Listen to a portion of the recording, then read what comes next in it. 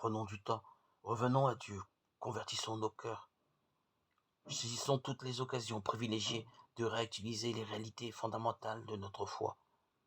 Cette foi qui s'inscrit dans une histoire, l'histoire du salut.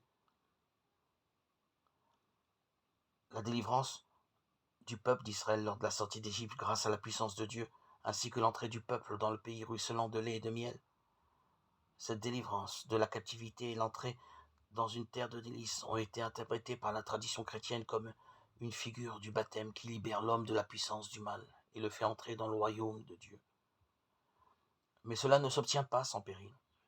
Nous ne sommes bien sûr pas menacés par les chars d'Égypte, mais par un ennemi plus retors, celui que Jésus lui-même dut affronter après le baptême, qu'il reçut de Jean.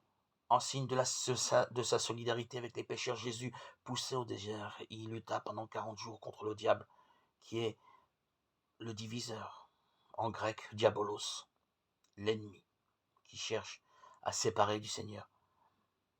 Nous ne pouvons pas nous représenter son action spirituelle, mais nous subissons ces tentatives qui sont autant de tentations, c'est-à-dire pas seulement des mises à l'épreuve, mais des incitations à faire le mal.